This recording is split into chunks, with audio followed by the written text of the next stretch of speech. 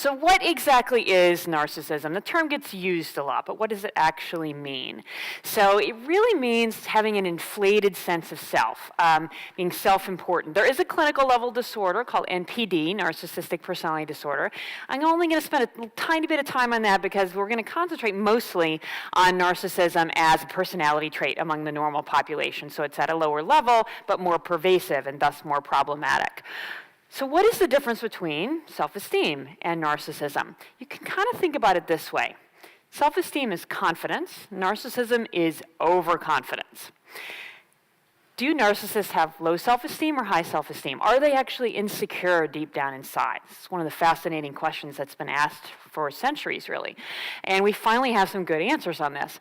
Well, if people fill out a self-esteem measure and a narcissism measure, the same type of people tend to score high on both. But maybe the narcissists are just saying that. Maybe deep down inside, they actually feel insecure and hate themselves. It's a theory that's been around for a while. We have great methods now in social psychology to look at whether this is true. Measures of implicit self-esteem. So you can match, looking at reaction time, words like me and I with words like bad and good. Well, when you do that, it turns out, deep down inside, narcissists think that they're awesome. They have high self-esteem even when it's measured in this subtle way. But there is a really key difference between people who are high in self-esteem and those who are high in both self-esteem and narcissism, which is about caring and compassion, which you just heard a lot about. That's the key difference, because both types of people, yeah, they want to achieve things in their life, but the high self-esteem folks also place a lot of importance on their relationships. And the people high in narcissism are pretty willing to say, yeah, caring, compassion, not really my thing, not my bag. So here's just a couple of things. You know, narcissism is such a multifaceted personality trait. It's one of the things that makes it fascinating. So it relates to a lot of areas of people's lives. So the essential part is that thing. You have what it is, and then what the narcissist would say, I am uniquely awesome. It includes entitlement, thinking that you deserve special treatment. I can do anything. There's the relationships with others, and this is where it becomes more problematic, that I'll do whatever it takes to get ahead, and look at me for doing it. And that doesn't come out of insecurity. That comes out of, I truly am awesome. Why aren't you looking at me? Why am I not getting the attention of the world that I deserve? It's that type of idea. And then in interacting with others, there's the lack of empathy and aggression, especially after being insulted. And materialism is another correlate. Have you ever seen one of those bumper stickers, usually on a sports car belonging to a middle-aged balding man, that says, whoever dies with the most toys wins? Well, that's the idea. So here's a couple of images from our culture that show how narcissism shows up in so many different places. So Twitter can be great, but in some cases, do we really need to know every single thought you have, every second you have it? Then we have reality television. We have the lovely Kardashian sisters here, because reality television stars have actually proven this with data, are high in narcissism. Are we shocked by this? No. But these are the shows that are very popular.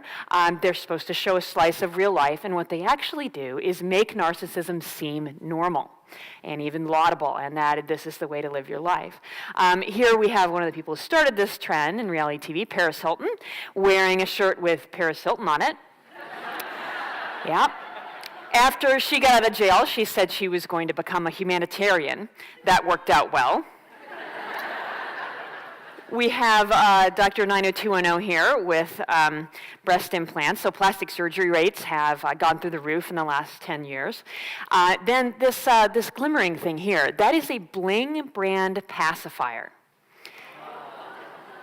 So you bring your child home from the hospital, and she has to have her bling right away, and of course it has a crown on it, because she's a princess, even though, of course, she is not, because unless you're William and Kate, your children are not royalty. Get over it. That's a McMansion right there. The recession, which we're still digging our way out of in the United States, how did it begin? It began with the mortgage meltdown of people buying houses they couldn't afford, the bankers who wrote those loans, the investment bankers who said, oh, those mortgage-backed securities, they'll be fine. Housing never goes down. In one word, if you wanted to sum up what happened there, overconfidence. would be a pretty good word. Now, I don't think everybody participating in this was narcissistic per se, but it was a system built on overconfidence. And the problem is reality always wins in the end, and sadly, it did. Then for the last, we have fights on YouTube. Well, high school students, teenagers have always fought. The new twist now is to put it on YouTube and get attention for your aggression. Of course, law enforcement loves this because then you have filmed your crime. Speaking of overconfidence. Then there's my favorite example of narcissism in our current culture, which is that it is now possible to hire fake paparazzi to follow you around when you go out at night. I am not making this up. Here's one of the sites that'll do it. They say they'll ask questions, vie for coverage, shout your name, everything you have seen on TV and want to experience for yourself. At the end of the night, you can go home with the pictures on the cover of a fake celebrity magazine. Is your mom's birthday coming up? Yeah? Or better yet, your grandma? Who will have no idea why somebody's taking pictures of her. Will probably fall down and break her hip. So don't do it. Don't do it. Just in case you're wondering if I just plucked out the songs that fit the pattern and that there were songs in previous eras that also fit the pattern, sure, there were. But maybe not on average. So I teamed up with some colleagues to look at this in the song lyrics. We fed them into this computer program that codes for words, the top 10 songs since 1980, and we looked at the occurrence of these words. So this is just on average, and we centered in between. So I, me, and mine, it's all about me, sure enough, has gone way up in song lyrics. What about that more inclusive language? We and us. Nope. That's gone down. Social words about, say, love and caring and so on. Not a good picture. And then antisocial words about aggression or swear words or hurting people, that has gone up.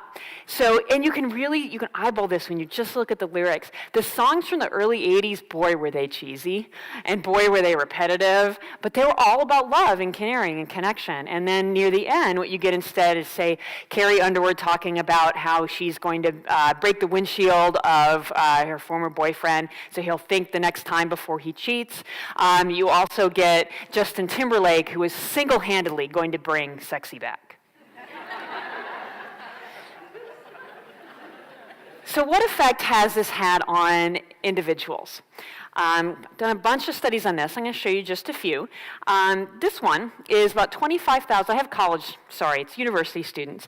And these are people who filled out the Narcissistic Personality Inventory at some point between 1982 and 2009. So this is gathered from other researchers who used college students for their own purposes in research studies, and they filled out this inventory.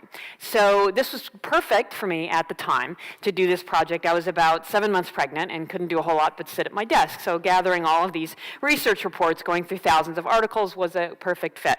So here's a few items from this scale so you can get an idea for how it measures narcissism. There's 40 items on the whole scale. I'm just going to show you 5 as some sampling to see how it works. If I ruled the world, it would be a better place. I love that one because there's always a few people who smile and laugh and the rest of the room is going, why is that funny? Of course it would be. I can live my life any way I want to. I think I am a special person. I like to be the center of attention. I have a natural talent for influencing people, so there's some manipulativeness in the trait as well. Okay, so here's on average how these scores have changed among university students in the US since the 80s. So there's a pretty clear linear increase over time. Now, how big is that change? That's a very fair question. On average, it's not huge, it's moderate in statistical terms, but I think a great way to look at it is to ask what percentage answered the majority of the items in the narcissistic direction. Well, in the early 80s, that was about 17%, and by 2009, it was 30%. So I think that's a very interesting number, because what it means is even at the later time, you're not getting the majority of people who are that narcissistic, even at that younger age. You're getting about 1 out of 3. But it's still about twice as many as you got earlier. And that Makes sense because, and it is consistent with people's experience, because those are the ones who end up in your office. Whether you're a faculty or a manager or a parent for that matter, those are the people who are going to cause the problems for you. So it makes it look even more noticeable, even though they're still the minority.